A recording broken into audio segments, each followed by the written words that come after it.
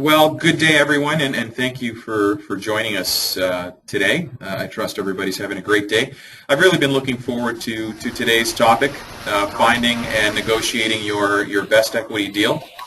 Um, my name is Jim DeMannis, and I'm the Chief Operating Officer of Rock Advisors.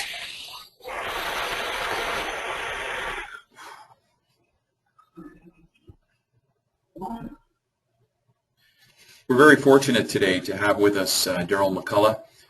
Many of you who've been following our webinars have heard from him and know him to be our broker of record.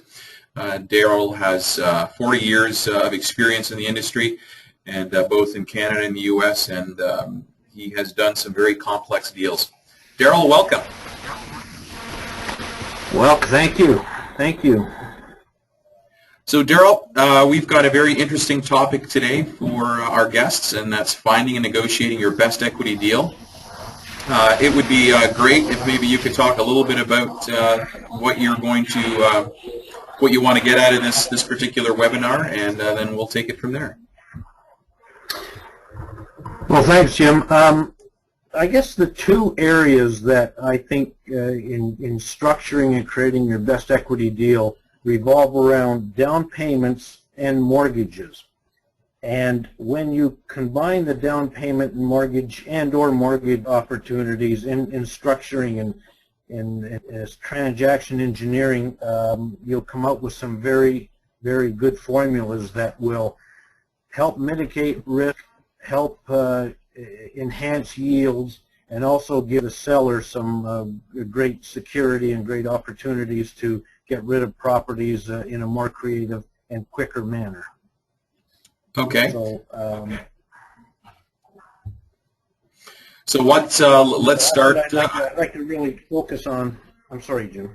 No, that's okay. Why don't we let's start the presentation. What we've got here is, I guess, your first slide, and we're talking about down payments, mortgages, other creative formulas. And for the guests that are listening in today, Darryl is up north in the Muskoka region, so we've got a little bit of feedback on our line. We apologize about that, and I know that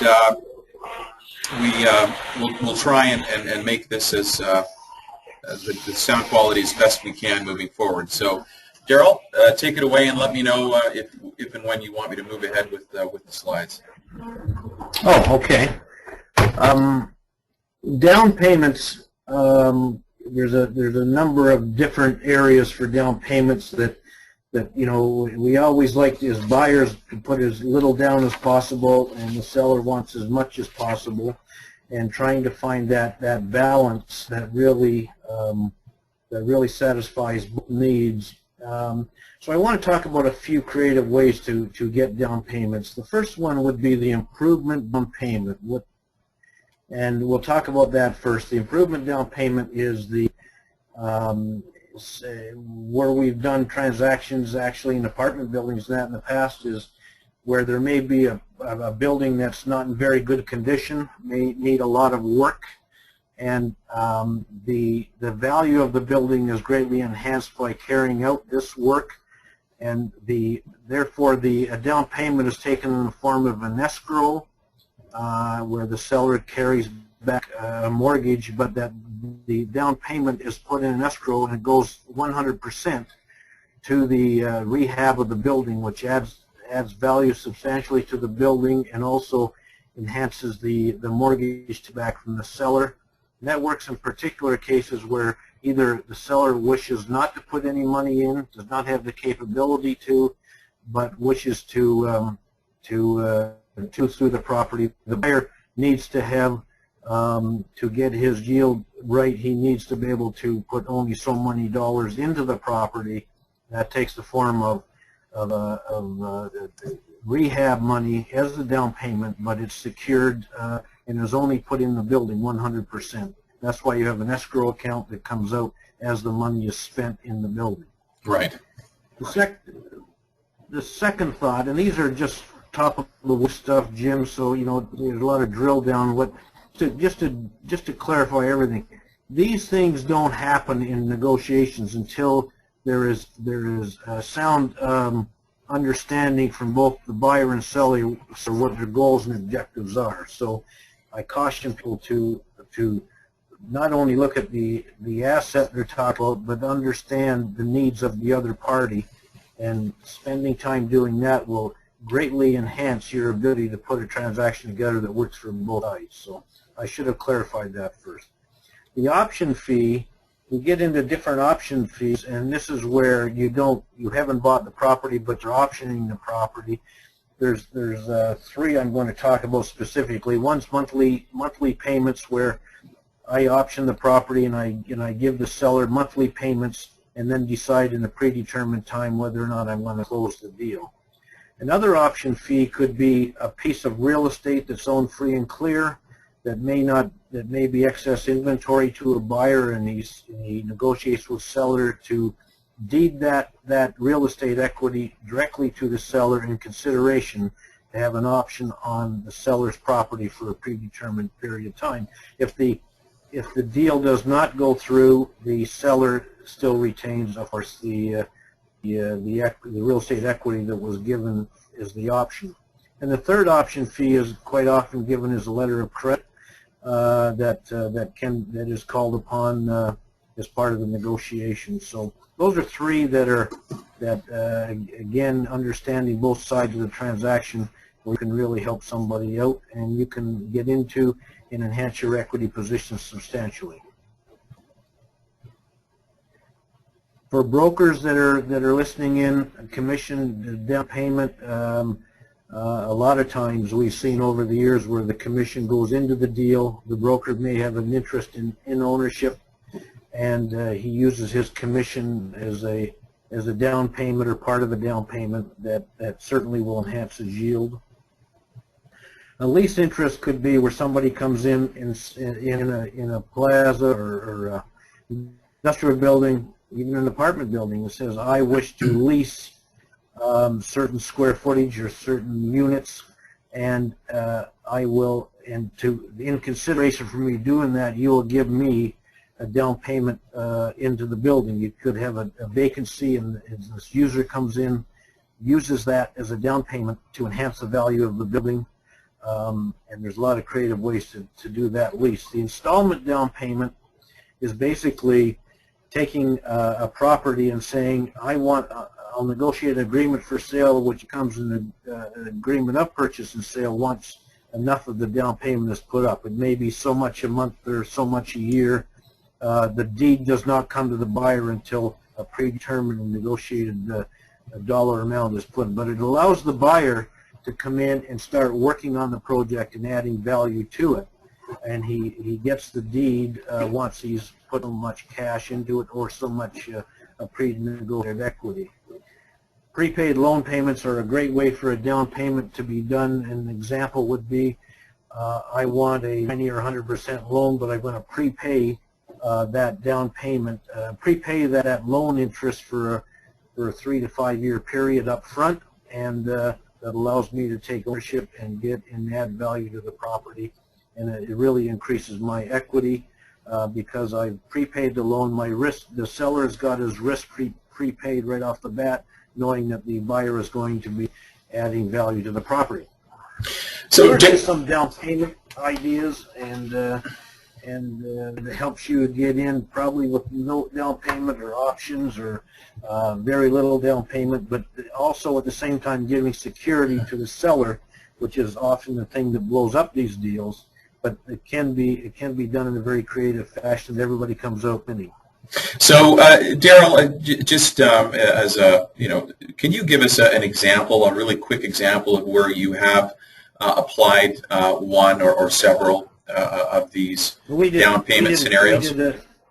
We bought 2 buildings in Alberta, actually apartment buildings that were in pretty rough shape, and if you go right to the top, the improvement down payment, instead of giving any down payment at all of those monies you would normally see went into a lawyer's escrow account, a deposit account, and the agreement was that once the money had gone in and receipts were shown, those monies were advanced to the sub-trades that did the work, and it really greatly enhanced the bill. We were able to refinance the property and pay off the seller, and we use the expertise of the creative city, also knowing how to rehab the building. And it was 2 apartment buildings in Red Deer, Alberta, actually. And I'm thinking about the option. Oops. Okay. Oh, no, that's okay. Keep going. Keep going.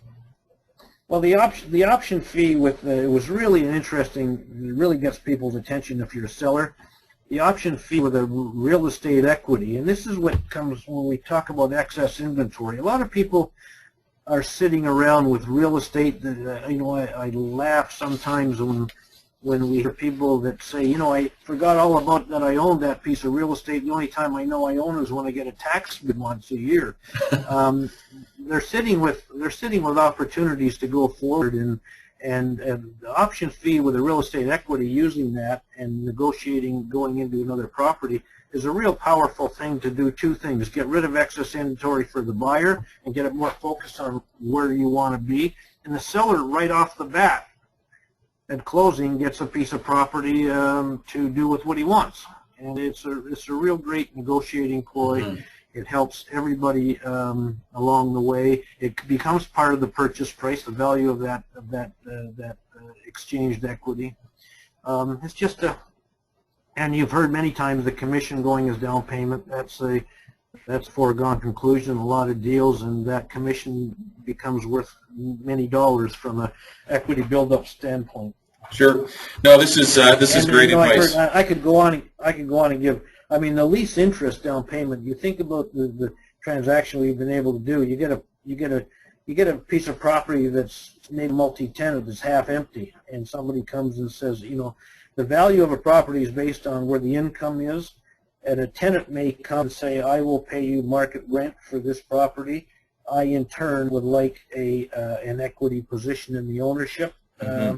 And it really does 2 things. It helps an existing owner to increase value of his property substantially. It also helps a tenant. He has a motivation to move into a certain location because he creates equity by doing that. So users can really have a major impact in turning some projects around.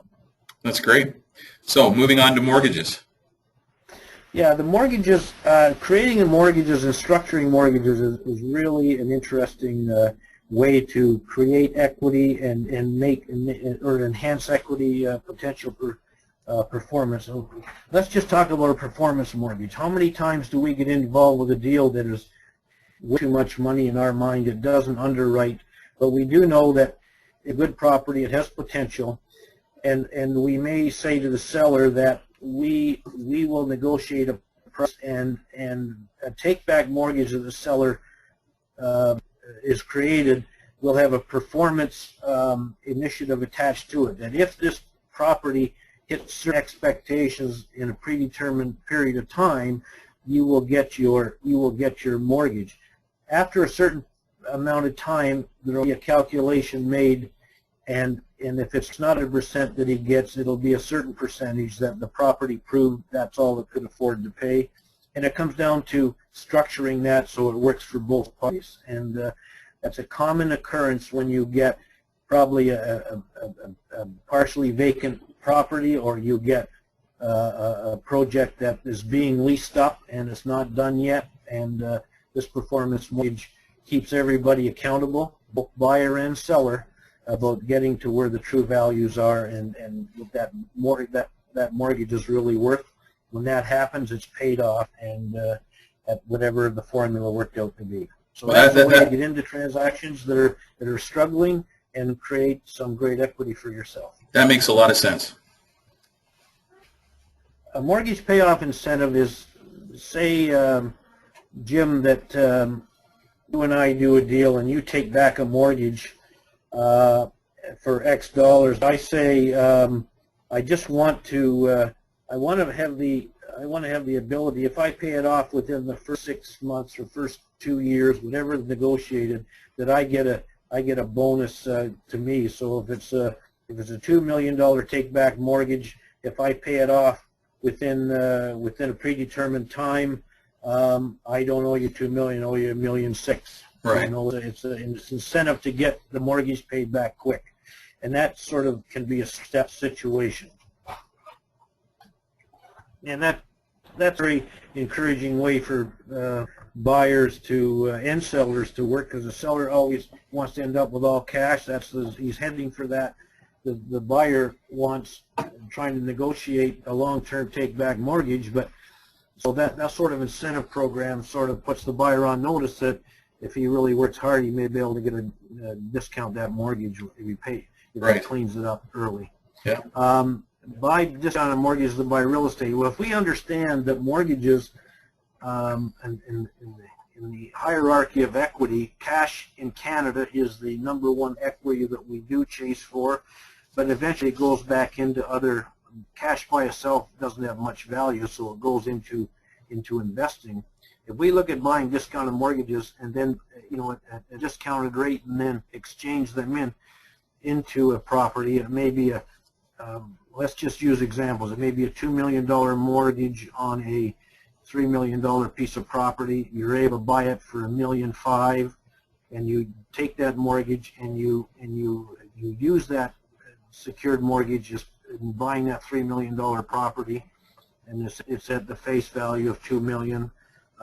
That's part of the purchase price, because somebody that's going to sell that property wants to be in an instrument investment anyway. So it allows you to go into the marketplace, find a discount, see if you can find a mortgage that's for sale, and go and negotiate that price at a discount, and then use it again to go and buy property at face value. Right. The release clause in mortgages, when you're doing development deals, you're looking to, especially larger tracts of land, they want to what we call do a slice and dice on the property. So the seller takes back a mortgage on the whole property, and you have discharge privileges at a pre-negotiated price. It could be per acre or per unit or per lot, whatever the case may be, and allows you to, through your development, pay these releases. You've created your equity. You've added value in the development, either getting it ready through rezoning and site plan approval, and/or actually putting the infrastructure in. Here's a couple of things that are interesting. People sometimes get in situations where they really need to get out of a mortgage, or to get out, or they need cash for a mortgage, but they do need to they'd like to keep the payment. So they run into a dilemma saying, I really need some cash, but I also need to keep my payments. So the idea to do this, and you just create formulas with discount, it's a very simple thing to do. So I want to exchange my $2 million mortgage, Jim, for your $3 million property, so I'm going to give you $1 million in cash in this mortgage at $2 million, but I really want to keep the payments on that $2 million mortgage because I need that cash flow. Mm-hmm. We negotiate that in a way that I can exchange the face value of that mortgage, but I get to keep the payments, and the discount you get is all predicated in that purchase price. So, and we do the same thing. In the next thing is exchange the payments and keep the mortgage. People say, I can say that $2 million mortgage of yours has payments of, let's just say, for easy calculations, $20,000 a month. I'll exchange 5 years of $20,000 a month payments to you, Jim, but I want to keep the mortgage itself. So it allows me to move forward into an equity position by what I have, so I can either exchange the mortgage or exchange the payments and keep things. And a lot of people today, especially in the changing markets, would sooner keep the payments than keep the mortgage because they want cash flow. Other people say, I'm doing okay cash flow wise, but I like to keep the mortgage. So, and those are really creative ways to get into to exchange into assets that you would normally think to do. Darryl, before we move on to your other points, I mean, could you talk again? Can you give us an example of perhaps where you've been involved with either exchanging the mortgage or exchanging the payments? Yeah, I think I think we've, as you know, I'm involved with the Society of Exchange Counselors, and we've worked many creative formulas over the years. But I think it comes down to the idea that, and I'm just trying to, I can think of situations with the mortgage, in a particular situation, somebody really liked the payments, but he saw an opportunity in again another turnaround property. So the seller was more interested in the security. He didn't really want that. He had a need to get out of this property, so right. he allowed for the exchange of the mortgage. He took the mortgage in the exchange, allowed the buyer to keep the payments, and then for a certain predetermined time, he got out of his situation. The buyer was able to keep the payments because he needed the cash flow, and it worked out well for everybody. That cash flow he needed was actually going into the property that he was buying to help turn it around. So that's pretty interesting stuff when you do that. You know? Yeah, very interesting. You know, sometimes you have trouble getting a loan approval. It's the old story, and it relates back to something we talked about before in down payments.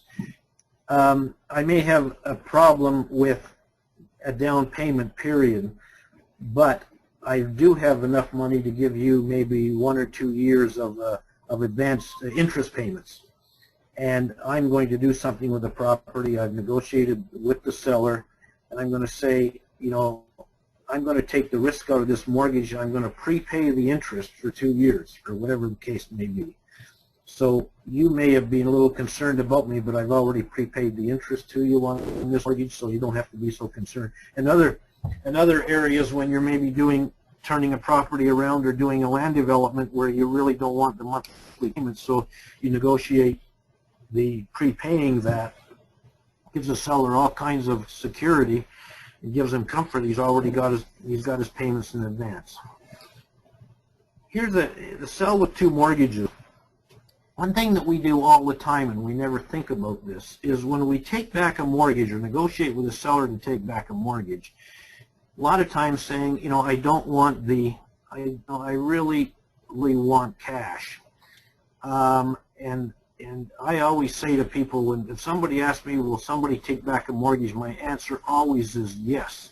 Never say no. Always say yes, because you can start doing things both as a seller and helping as a buyer in the negotiation to really help the seller out.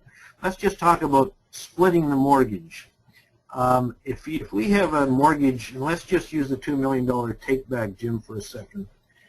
Let's just say that the top end of that $2 million has more risk than the bottom end.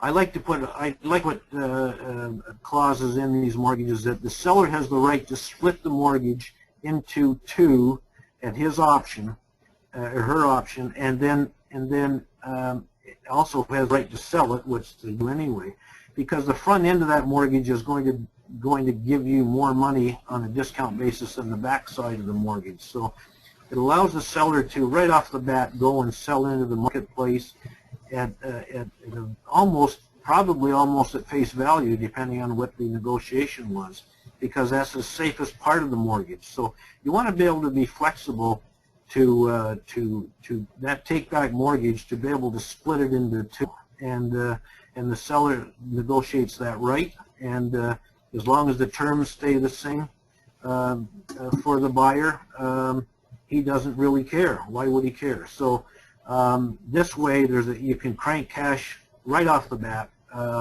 and both people win in that scenario.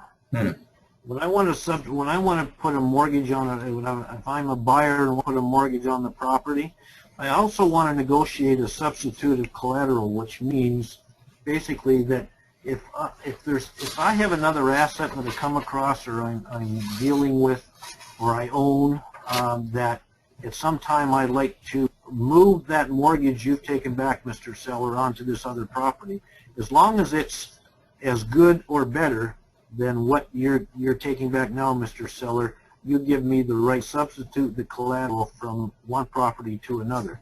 And here's an example. You have a take-back second mortgage, which you, the seller, have taken back. I have a piece of property 6 months or a year down the road that I have the ability to give you a first mortgage on, to convert that second to a first, so you're going as good or better than you are before, subject to all the due diligence that you obviously do. So, but it starts to free up and get debt off a certain property, put it on another one that may be a lot easier to take the debt, gives the seller always comes out the same or better. That's what we have to always understand. So that's a great way to for a buyer and a seller to come to an agreement which works good for both parties. The broker lender, the broker's commission again. He lends it, and you say I'd easily lend the money. I don't need the cash. If I got the cash, I'd probably go and invest it somewhere. So I'm going to become your lender, Mr. Buyer, and we'll put it into a mortgage or a receivable or a promissory note or something like that. That also helps the buyer get where he needs to go. One of my favorites has always been a discounted sale buyback, where you have an owner of a property that basically has a property that he really wants. He may have the bank climbing over him. He may have reasons that he needs to get out of ownership, but he doesn't want to lose control of the property. This sale back formula is a discounted sale buyback formula. It really gives an opportunity for the seller to go out of ownership, sell at a discount, but have an option to buy it back because he really believes in the property and what he do with it over a predetermined period of time. This is a very, very popular formula that works for people that may have some stress in their financial statements or have stress with a bank, and they can buy out the bank at a discount or something but they really want it. It's a real win-win for everybody, and the folks that are buying the property are getting their yields are attractive. The owner of the property who wants to keep in control of it definitely gets that right, and it really is a win-win for everybody, and it gets them out of that short-term problem. Sure. Well, I'm sorry. No, what I was going to say is that for those that are listening, I'm getting a lot out of this, and clearly there are a lot of creative ways to look at deals. And so, if you run into an issue or seemingly a roadblock or an obstacle, please keep all of these strategies in mind, because they work. And so I really appreciate what you're sharing with us, Darryl. So I'm sorry, shared appreciation mortgage. Yeah, shared appreciation mortgage. Basically, you take back that $2 million mortgage, Jim, but I don't have the money to pay you right now, interest. But the property is worth between $3-4 million. We've agreed upon that. But I either don't want to or I can't pay you that interest. So you're going to help me along by accruing the interest up to a certain area. You have received from me something that in a down payment form that you're happy with. It could be cash or something else, and you're going to ride with me on this mortgage. It's not that you're not getting paid interest; it's that your interest is accruing, and that's basically that's accumulation of security and so on and so forth. So. Right. So let's get into the formulas.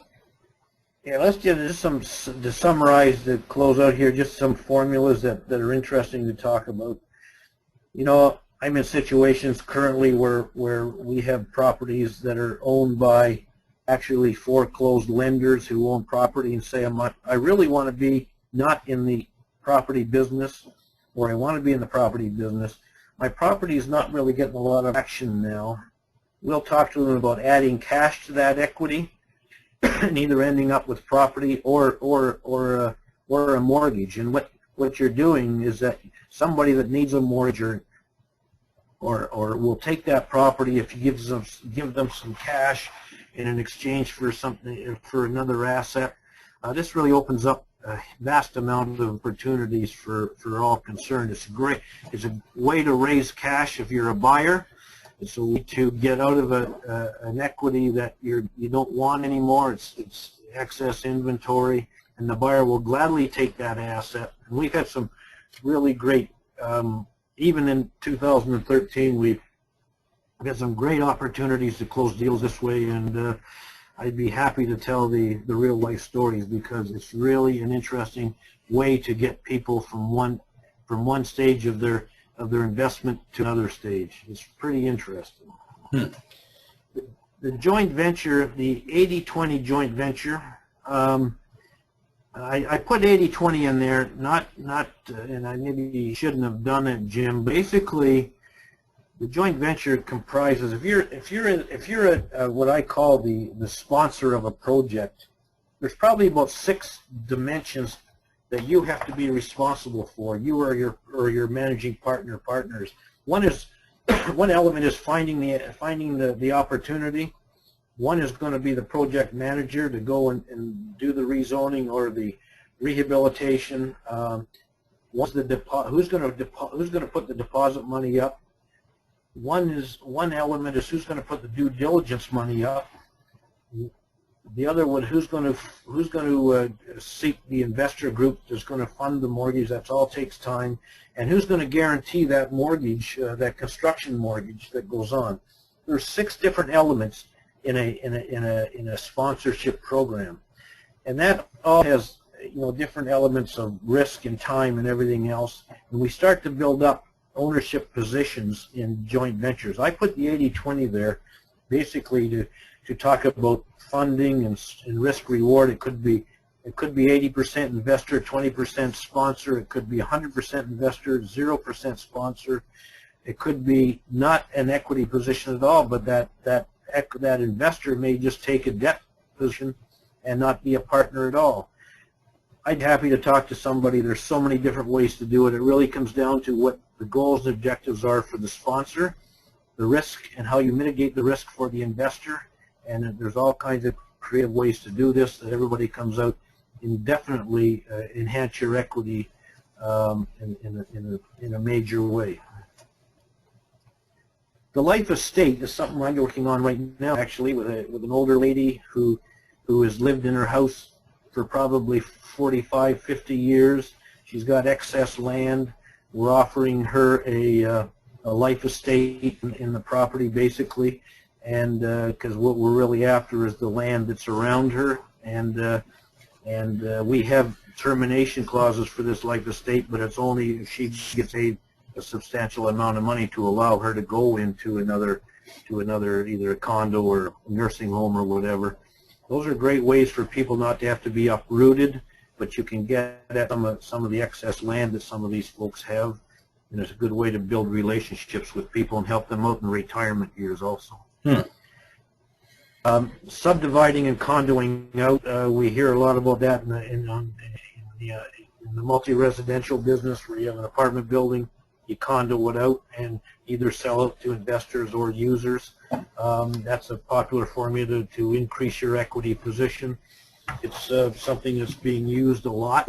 And another formula that I'm the unbuilt building to me is foundational to understanding. If I'm a buyer and I like a piece of land, but I don't know what to do, and there's a broker that says, you really like this land, ask him, what can I do with it? And he stands there with his mouth open and says, well, it's zoned so-and-so, so you can do something. I want to know some of the options as a buyer, what you can do with it, and it's really incumbent upon a broker or the broker's client to put some little bit of money and effort into giving me what you can do. I call it the unbuilt building, which brings alive a piece of land and gives me just some underwriting ability to say, what can I pay for it and how can I structure the deal? And I think there's brokers listening. It's really important for us all to be understanding that the unbuilt building formula is very important for everybody involved. It brings our vacant land alive and makes it something worthwhile to market. From a buyer's perspective, he gets very quickly top of the waves indication of what can go here. Now it comes down is the marketability and the cost and so on and so forth. Land's worth what you can do with it and when you can do it. And we, as brokers, have to help buyers and get the sellers to understand that this is very important. Vacancy equals equity is a formula that if we go on this premise, if I have a multi-tenant building, every day that some of that building is vacant is money that's out of my pocket, will never come back. So we deal a lot with partially vacant buildings and so on and so forth. Depending on what the seller's needs are, you can look at that vacancy as an equity that you can exchange for. It could be rehabbing a building, and there's so many different things. When you think about I've got this, I've got a tenant here that's got a certain discipline that I need. I want to talk about filling this building I own up. Maybe I should be looking at exchanging some of what that tenant can give me as benefits, and it could be a construction job, it could be a certain, could be all kinds of, it could be refrigerators for a multifamily building and stoves, and it could be I'm going to exchange, give him a certain amount of time free rent in exchange for these fridges and stoves. These are ways to start filling up your vacancies and also using the opportunity to get that certain equity that you need. It could be in the form of chattels or whatever, like I just talked about. Just remember again that every day of vacancy, there's a vacancy there. It's equity you'll never get back again. So right. Yeah. Good point. You can be proactive. Be proactive going into the market, saying, how do I fill this vacancy? What are my needs as an owner? What do I need in the business that I'm in right now? Right. And just use it as something you can barter with, negotiate. And the clause that I try to put in a lot of agreements now, what I call the in lieu of clause, and it's really a situation where somebody comes to me, it's more likely me to them, but somebody comes to me and wants to buy something, but the way they structured the deal is not something that will work. I have two choices to make with my client or myself, is to say, no, it won't work, thank you very much, or I am thankful that you gave me an offer. You are a taker for my property.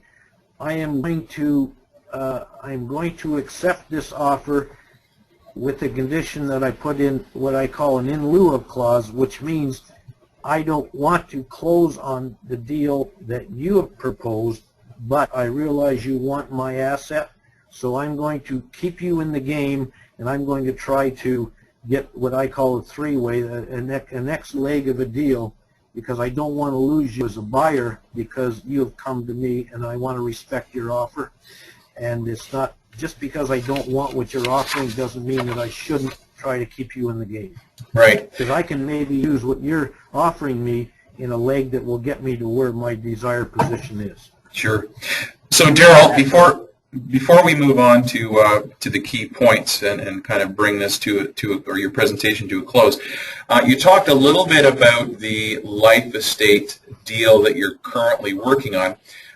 Can you share with us something else, another example of what you're either currently working on or a deal that you've worked on that some of these creative formulas apply? Something really quick that you can share with our listening audience today. Yeah, I'll give you a specific example. Next week I have a meeting with an architect on two pieces of land, the unbuilt building that we're going to work on, and we're going to put nice presentations together on two vacant sites.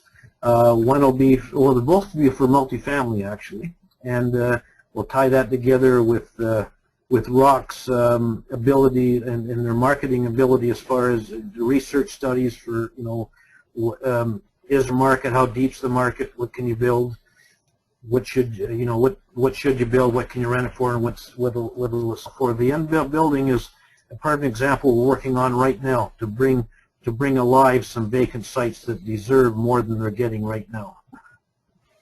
Great. Those are the deals that we're looking at right now. So, what's the first key? To fully understand the possible capabilities and resources that I can contribute to a transaction.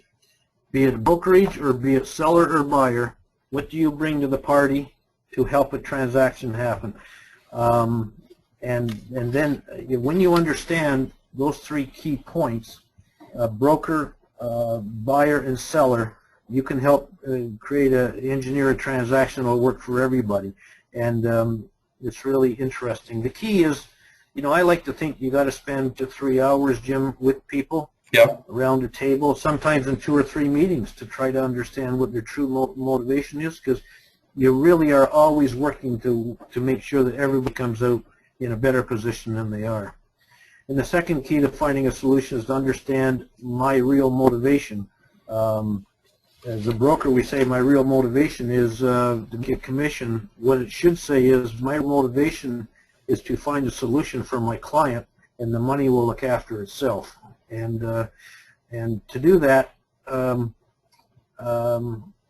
that's why the research and the consulting are very important. Are all property benefits the same for everyone? Well, I really believe this. This is the consulting side of it. Each individual person may perceive different benefits for themselves in ownership of a particular property, and these benefits may change with time and circumstances. We talk about the seasons of our lives. Things that I would have looked at 30 years ago, I don't even consider now. Things I consider now, I never considered 30 years ago. That's why people do, real estate never does any deals, people do deals. It's very crucial. And real estate is an asset like a stock or a bond, and it's just getting people to better benefits. That's the key. And first, you've got to be deep into that psychology. Darryl, listen, I'm really grateful for you spending time with us today and sharing your experience and your wisdom. For those of us that are joining us today, I think you heard Darryl earlier on say that if you have any questions or you'd like to run something by Darryl, he's always available. He always makes himself available. I've got his contact info up on the screen, so feel free to call him. Darryl, it is always a pleasure, and I certainly learned a lot. Thank you so much, and look forward to talking to you again, sir. Thanks so much. Bye-bye. Bye now. Bye.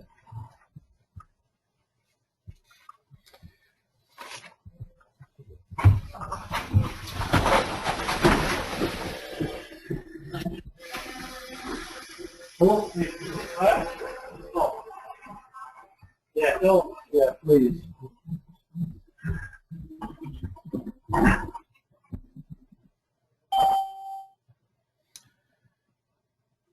So thanks once again. Thank you once again, Darryl. Just some upcoming webinar events. We've got December 18th, what comes after the purchase offer is signed and how to conduct due diligence.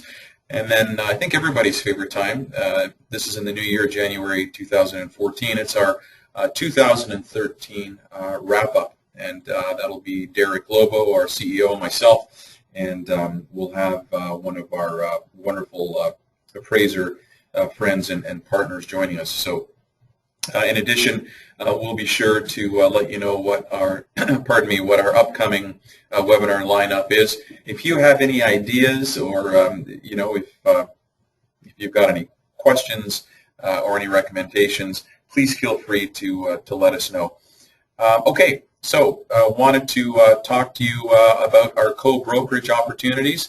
I would encourage you to visit us on our new and improved webpage, and that's rockaptadvisors.ca. We're always looking for good people to co-broker with. The following in sales information is brought to you courtesy of RealTrack. We want to thank our good friends at RealTrack. So where are we at year to date? Wow, record prices, absolutely. For those of you who've been following along, we have hit some pretty phenomenal per unit numbers. 442 sales. Total value, $2.5 billion. Average price $124,000. And again, look at these transactions. Keel Street, $27 million, and Clarence Square, $280,000 per unit. Nothing. Let's go back there. Nothing. Nothing new there. Obviously, 74% of the sales haven't taken place in the GTA. Okay, moving right along. Keelgate Tower in North York, $148,000 per unit. I mean, you know, $148,000 is becoming a standard price. This is the Clarence Square at $280,000. You can build brand new rental for this amount. Uxbridge, we're at $100,000 here. Oshawa, we're at $67,000. So again, for those of you that are, you know, there's still reasonable deals to be had in the outlying GTA areas, and you know, you can buy by the pound, as Derek likes to say. This particular property here, Donlands Avenue in East York, we are aware that this property was purchased by a European investor. Mississauga, again, 120 to 150 is becoming the standard in Mississauga. London, Ontario, once again, 63,000 deals to be had in the outlying areas, and for those that like to buy by the pound. Ottawa, Richmond, not much I can add on that one. And here in Hamilton, once again, 66,000, very, very similar to the London property where you can buy by the pound. Yet another Hamilton property at 69,000. That brings us to an end. Once again, we thank you for your time. We would ask you to check out our new and improved website. There's some great resources on there to help you out. And if you have any questions or any ideas, suggestions, please feel free to let us know. And we thank you so much for joining us today. Take care.